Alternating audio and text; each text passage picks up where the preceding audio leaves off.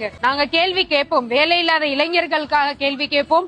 பெண்களுக்கு எங்களுக்கு பாதுகாப்பு இல்லைன்னு கேள்வி கேட்போம். விவசாயிகளுக்கு முன்னேற்றம் இல்லைன்னு கேள்வி கேட்போம். தற்போது பார்த்து வருகிறோம். மாணவியின் வீட்டிற்குள் நள்ளிரவு அத்துமீறி நுழைந்து பாலியல் தொல்லை அளித்ததாக தற்போது தாவேக பிரமுகர் கண்ணன் மீது போக்சோ வழக்கு பதிவு செய்யப்பட்டு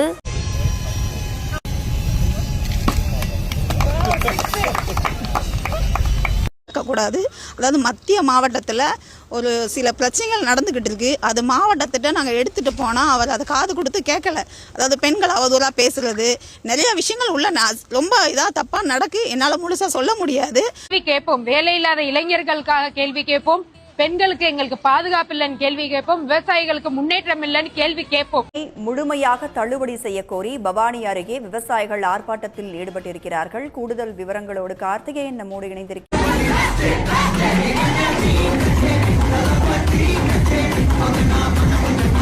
வருது வேணான்னு பாக்குறேன். என்னப்பா